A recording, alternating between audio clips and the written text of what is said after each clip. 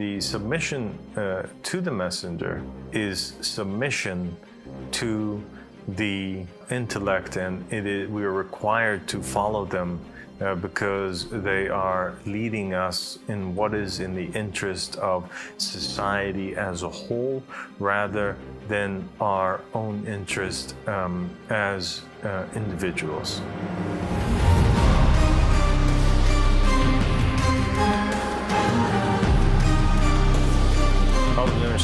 Bismillahirrahmanirrahim. Allahümme salli ala Muhammedin ve ali Muhammed. Elemu al-Mahdina ve selam teslima. Assalamu alaikum wa rahmatullahi wa barakatuh. My dear daughter, Malika. Alaikum salam wa rahmatullahi wa barakatuh, dear father. Good to have you here. It's a pleasure to be here. I'm honored. Yeah, the honor is mine. So Malika, tell me, what are we going to be talking about today? I would love to talk about a topic I think we can all relate to, that we all have in our everyday life, boundaries, but also aligning boundaries with religion, your spiritual journey. So how would you, coincide having personal boundaries and also submitting your will to God within your spiritual journey, your religious path, walking with God? Okay, so that's a really interesting question. An excellent one, actually. And basically, you're pretty much asking, how can we balance between these two ideas? This idea in society that we have to worry about our own welfare and prioritize our own self, versus this idea in religion that we have to discard the self and, submit our will, give it up, and our freedoms for the sake of God and for the sake of prioritizing our brothers and our sisters and the faith. And I think that this is something which is really emphasized in religion. And I think that the prophets and the messengers, they've had this struggle from the very beginning until now. So the prophets and the messengers, because they're dead and they're gone, the ones that are mentioned in the Quran and the Bible and the Torah, it's very easy for us as a society and as people to kind of distance ourselves from that time and see it as stories that have a good moral story behind it, or good moral lessons behind it, without thinking about other aspects of it and how would it work today. I think we have to remember that the word cult, it means, it's basically, it would apply to any group of people that at the center of their belief, they follow and submit to an individual. And so whether it's Moses, whether it's Jesus, whether it's Muhammad, any of these people that were living before that claimed to be messengers from God, and that following them required that an individual obey them and do as they state, and sometimes do things that are against their own personal interests. They would definitely be classified as a cult leader, and their religion will be classified as a cult. Actually, all religions were cults. It's just the wording that changed. Every religion is a cult, but the idea that we have of a cult today in society is that a cult is something like that which Jim Jones formed, or David Koresh, or some of these people that in the very end they ended up killing all of their followers. And so it has this kind of like negative connotation. People love the messenger that's dead. They hate the messenger that is alive for that very reason that you mentioned in the beginning, because of your question. Because to be a part of a religion that has a living leader, one must disregard their own personal interests and their own will in order to follow that leader. Just like the condition that Jesus, peace be upon him, he placed on the rich man. he's walking around with his disciples. And so he has these followers, and then he has other followers that are not like a part of Jesus's entourage, right? And this man, he wants to be a part of Jesus's entourage. You know, he thinks this is amazing. Jesus is incredible. He's going around and he's performing these miracles, and the words that he's saying is really incredible. So he wants to be a part of Jesus's group. And so he goes up to Jesus and he says, you know, Master, I want to follow you. I want to be part of your religion. I want to be part of your group. And then Jesus turns around and he tells him, okay, but this is the stipulation, that this is the condition for you to be accepted to be one of us. He says, what's that, Master? He says to him, you know, you have to sell all of your belongings, all of them, and you have to give it to the poor before you come to me. And when he stated that to the man got terrified. And he got terrified because now he was faced with this problem. Do I prioritize my own self-interest? You know, do I give up my own free will? Do I give up those possessions which are dear to me? Or do I prioritize and I choose Jesus? Do I choose God? Do I choose submission? And the man, he found out that he was unable to do so, and he walks away, choosing rather his own self rather than Jesus. And then Jesus, looking at his companions, he says the famous words, which is that it is harder for a rich man to enter into the kingdoms of paradise than it is for a camel to pass through the eye of a needle. And it's impossible for a camel to pass through the eye of a needle. And therefore, Jesus is saying that it is impossible for an individual who prioritizes his own self and does not submit. It's impossible for him. It's impossible for a person who is rich to enter into the kingdoms of heaven. And we have also hadiths and narrations from the Ahl Bayt alayhim salam that state ever so clearly that God would never allow an individual to go into paradise carrying the sin that Iblis had committed. And that is the refusal to prostrate and submit 100% to the Adam of the time.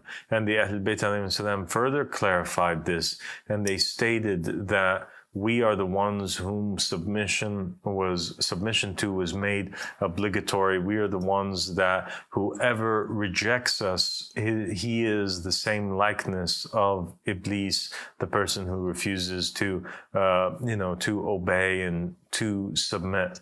Moses, when he was with the Israelites, he also demanded, and God burned with anger and fury every single time that the Israelites objected to the commands that was given to them by Moses. So definitely we have this problem, and the problem is that, you know, in society today we are taught that, you know, we have to celebrate the individual, you have to celebrate the I, you have to celebrate the self, and the focus should be on that. You know, you should focus on how you wear, what you wear, the newest brands, how you look, and you have this other image of the prophets and the messengers totally disregarding their own selves, taking, the grass of the ground as their carpet, taking stones on the ground as their pillows, and prioritizing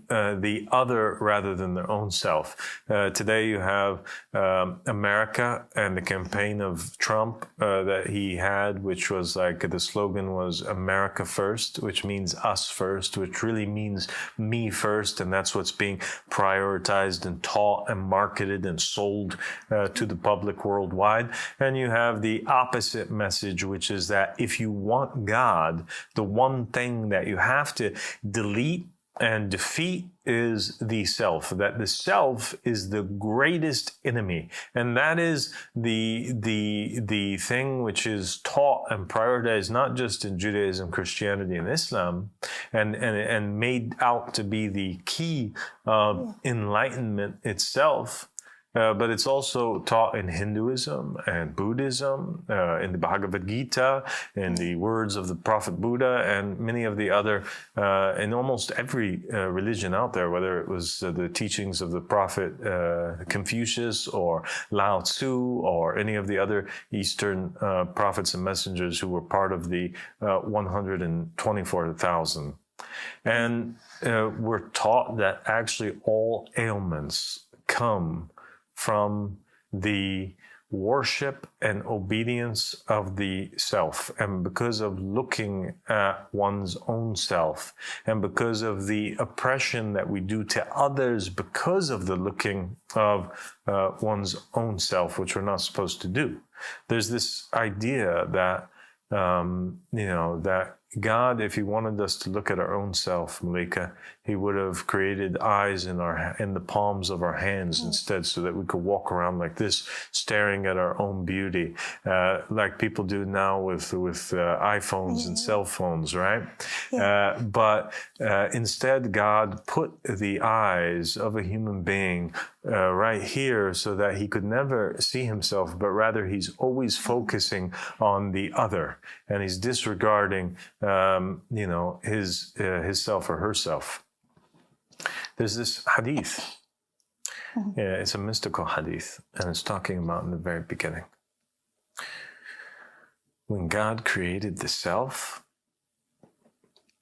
okay, so God first, he creates these two beings. He creates the perfect mind. When he creates intelligence, when he creates the perfect mind, he says to it, go forth, and it just obeys.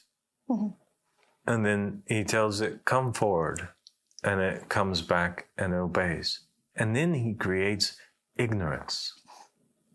And he tells ignorance, go forward, and it goes forward, and he tells it, come back, and it refuses to come back. Mm. He asks intelligence, who am I? And intelligence responds, you are God, whom there is no God but you. Mm-hmm. He hears God glorifying himself, and he glorifies God. He learns. He's focused on the outward. He's not focused on his own self. Ignorance, or the self, he's asked by God, who am I? And ignorance responds in one narration and states, who am I? And so the idea here is that from the very beginning, the self, or ignorance, is not focused on learning from somebody else, even if it's God Almighty. He doesn't care, because he can't see him. The only thing that he can see, the only thing that's occupying his thoughts and his mind, is his own greatness and his own self. And so God is asking him, who am I? He's like, yeah, who am I? And Ahmed Hassan said that there's actually a version of the hadith, how it really went was that God asks the self, who am I? And the I responds back, I, me. So it's like the self, when he saw the glory of God, he said, this is so magnificent, it must be me, because I'm great, I'm magnificent. He can't fathom that there is anything that is greater than him. And that is the great downfall of the self. And that is the root cause of all suffering and all evil that is taking place in the world. It is literally the tool of the shaitan, whereby the shaitan makes us fall. How? Because the devil, when he wants to tempt, he doesn't tempt the soul, but rather he tempts the self.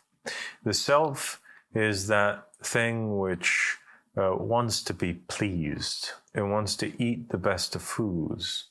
It wants to dress in the best of clothing. It wants to look the nicest. It wants to be praised and glorified.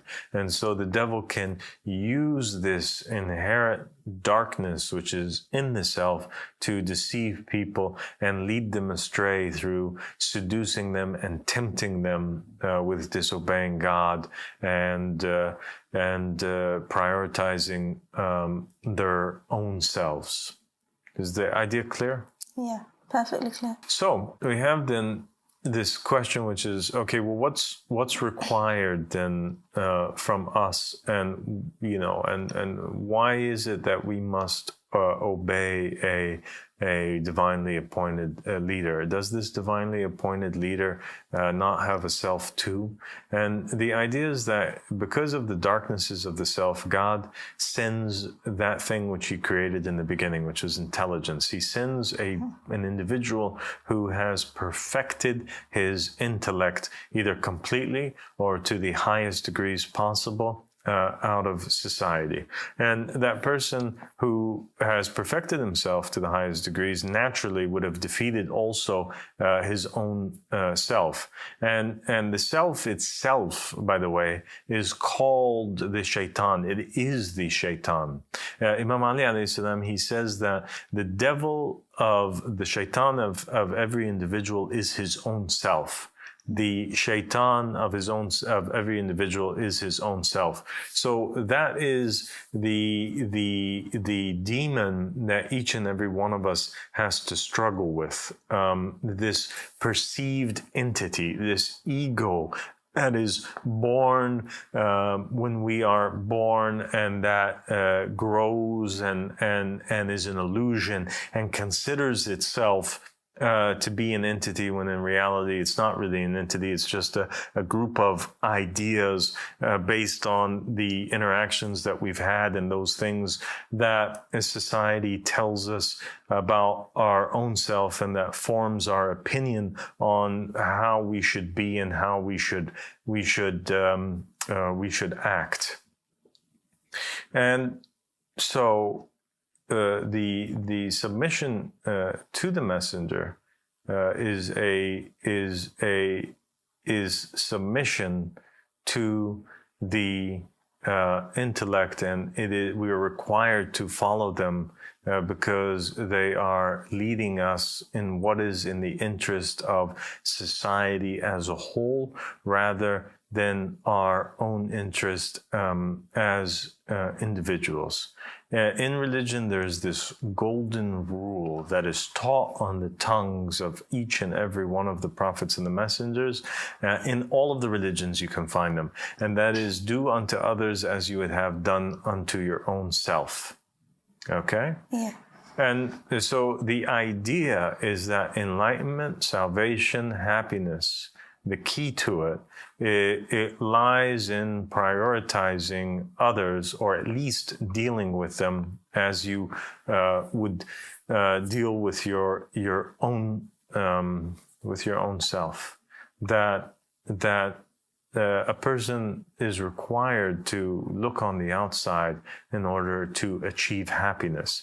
The prophets and the messengers, they taught us that no matter how much one fulfills like his own needs, he will never achieve happiness, no matter the richest of clothing that you wear, or the best of food that you eat, or no matter what it is that you achieve for yourself. And we see it in society. There's people that are actors and actresses. There's people that are world leaders, and they have millions and billions of dollars, and in the end they suicide. They can't find true happiness. And the reason why is because of that, because happiness lies in the happiness of the other, and not in trying to achieve the happiness for your own self. Happiness and enlightenment lies in recognizing that there is no such thing as the individual self. There's only the collective self.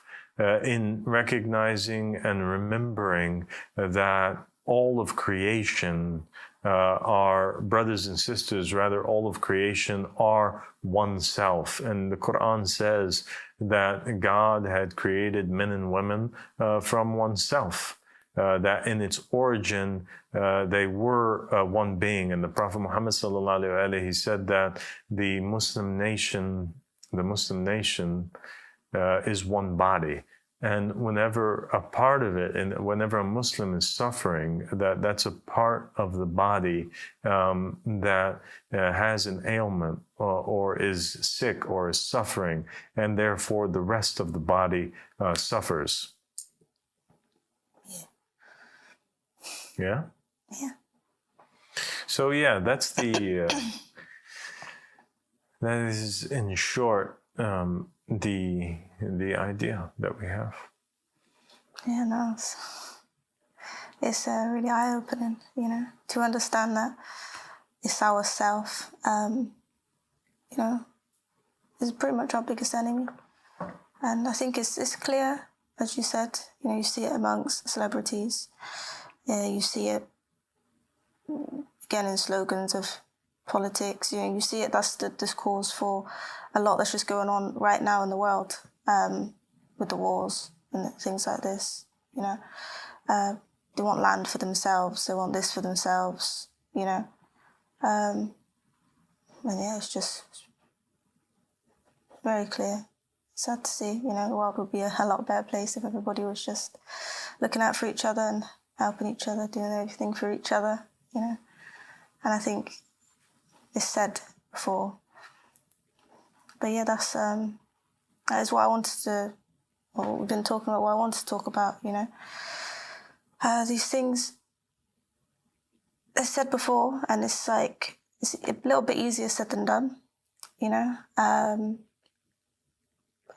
You know, as I mentioned, there was a hadith about Prophet Muhammad, or a story. He would maybe have a neighbour or pass by a Jewish woman's house, and every single day she would throw rubbish at him and shout abuse at him. And one day, this would go on for a while, and then one day she didn't do it. And, you know, I think in this day and age now, we would, like, if someone stopped, well, if that was happening to you every day, you'd probably struggle to cope, you know. Or, you know, you'd struggle in this aspect of life if you were leaving your house and this was happening. Or, you know, let alone keep quiet, you would probably retaliate, you know, or want to retaliate. But Prophet Muhammad, peace and blessings be upon him, didn't. He actually checked on her and seen if she was okay, and then ended up, you know, finding out why she wasn't that day. Turns out she was sick, and then he actually took care of her after all that was happening to her. So I think, like, you know, how would we get there, you know, to the level of Prophet Muhammad, peace and blessings be upon him, where we are not retaliating, you know, and where we can actually cope with, you know, pretty much abuse happening to you on a daily basis, and then go and look out for the person, you know, and go and look after them if they were to get sick. And I think, you know, it's a beautiful story, but when you, but yeah, like I said, it's easier said than done, you know, like,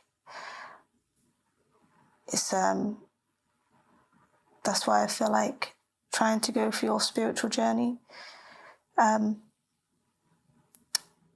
it's hard to get to that, to try and, you know, look out for somebody who was, you know, being horrible to you, or yeah. There's this story where there was this Buddhist monk who was walking down the road, and somebody comes up from behind him, and he, like, slaps him on the back of his head so hard that he makes him fall to the ground and drop everything that he was carrying. and he runs off. And so the Buddhist monkey stands up and he looks at the student that's with him, and the student's shocked. He says, why are you not? Why didn't you defend yourself? Like, why didn't you run after this guy that just knocked you down? And the Buddhist monk responds that that's because that was his problem. He's the one who has a problem. He felt sorry for him. He recognized that there was something which that individual was struggling with that caused him to do that, and that the issue is not really, an issue that he had with the monk, but rather it was an issue that he had with his own self. How do we do that is the question that you posed. We do it in a very simple way, and that is by obeying and submitting to the proofs of God that were sent to us, and taking their words for real and implementing them in our lives and in our society. For example, the Prophet Muhammad, peace and blessings be upon him and his family, he said that any time that you see a poor person or a person that's in need, know that there is a rich person who stole his sustenance. And from this very hadith, we realize now that what the Prophet was actually saying was that God created all of creation. Every creature that God created has the right to be fulfilled on the planet and have his needs or her needs taken care of.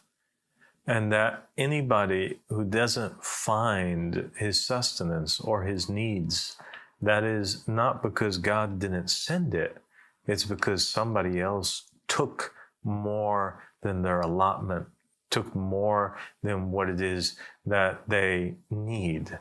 And we find now in the world today, we find people who have billions of dollars. We have corporations who have billions of dollars. We have governments that have trillions of dollars. And we have individuals that live in those countries that those governments are ruling over, and they're on the street and they're struggling on a day-to-day basis to make ends meet.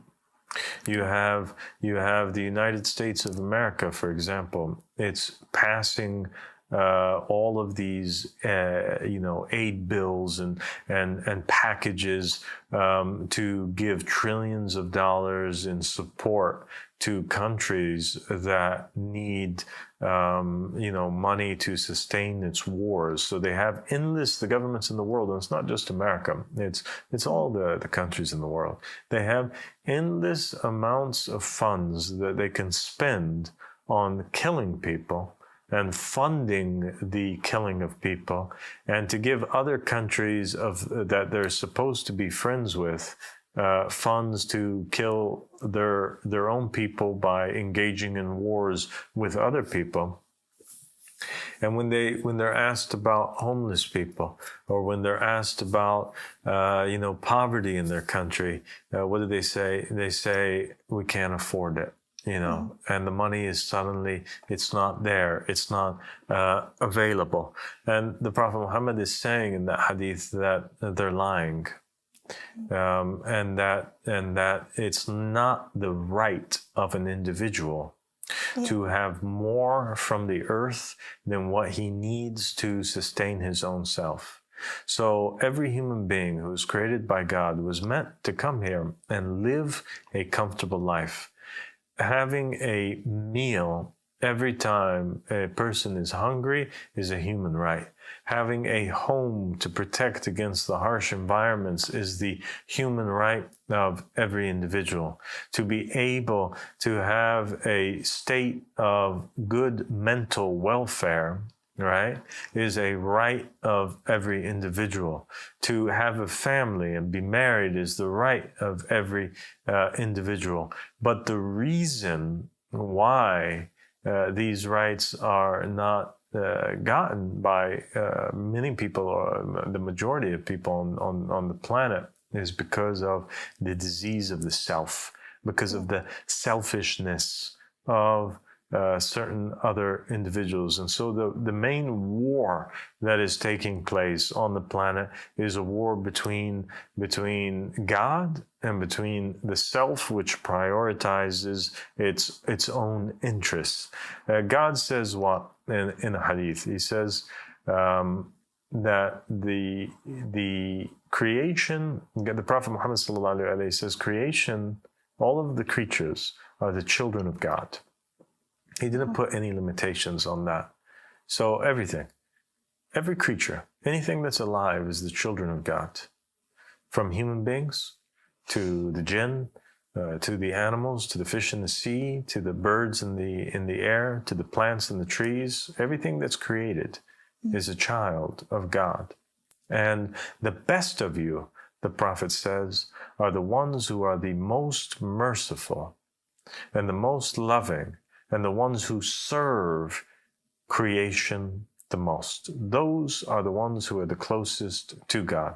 So then it becomes clear now from this narration many lessons that we can take. One is that you're not the closest and the best because you pray so much. Yeah. You're not the closest and the best because you have the utmost faith or you have the Quran memorized or you pray tahajjud and tarawih and you pray all these extra prayers. You're not the best and closest in the eyes of God because you keep your beard long or because you dress modestly, but rather because you serve other creatures, because you're looking on the outside, because your interest is not your own self, but rather the other. And there are stories of individuals whom came to God and they had sins up to the heavens, prostitutes who got into, were able to enter into heaven, into the highest of places, even though they had sinned their entire life, but simply because they passed by, and killers who get into heaven simply because they passed by a starving animal, or a thirsty animal, and they put their lives at risk.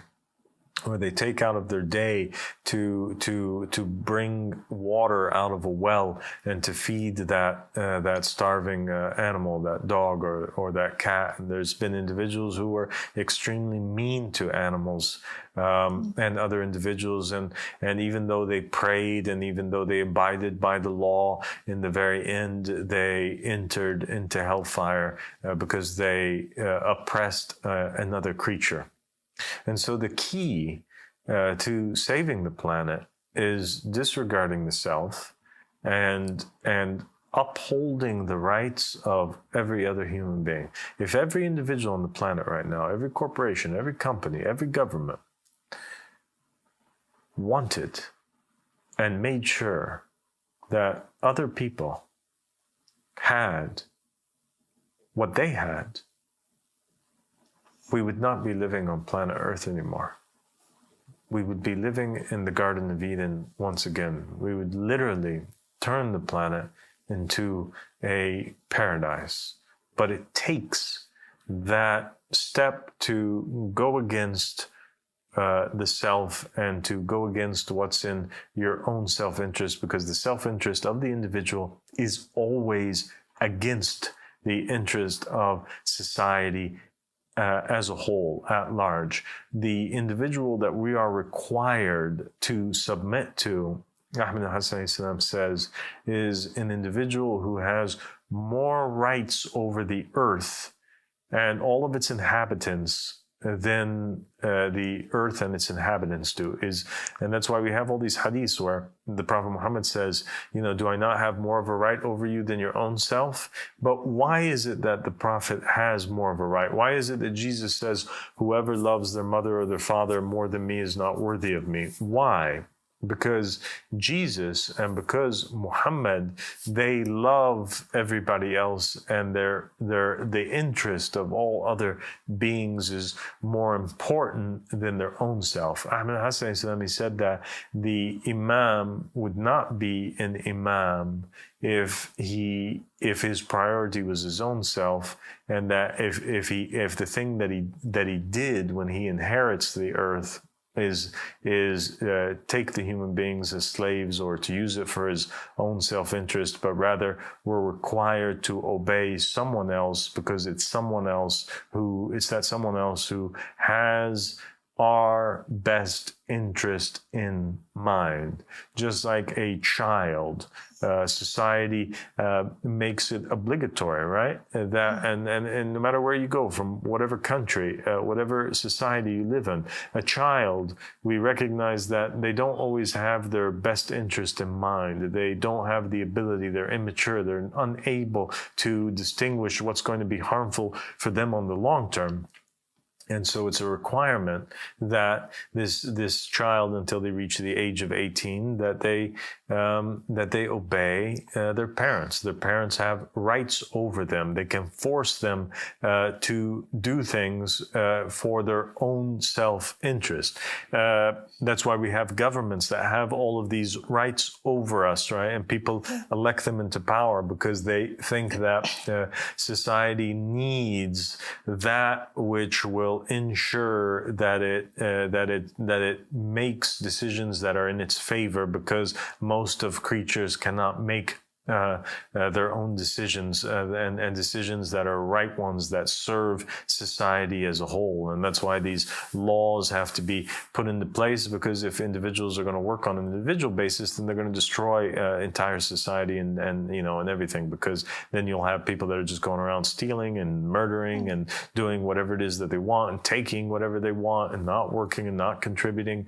And so the same idea is here, is that this individual from God cures society by fighting against its most severe ailment, and that is the self. And the only way that we can achieve peace and prosperity on the planet is when we choose to see the other as more important, and the other as really like the source and the key to our own happiness. There is no greater satisfaction that an individual can attain than knowing that you have fulfilled the needs of a human being or another creature that is in need. That God hid the happiness of creatures in the happiness of his fellow creature. And so that in short is the answer to that question. Thank you. Well, God bless you, Malika. Thank you so much for joining me today. Oh, thank you for having me. It's been a pleasure. Thank you for everything you said. Definitely taking it on board. I felt like it was an episode on how to obtain world peace.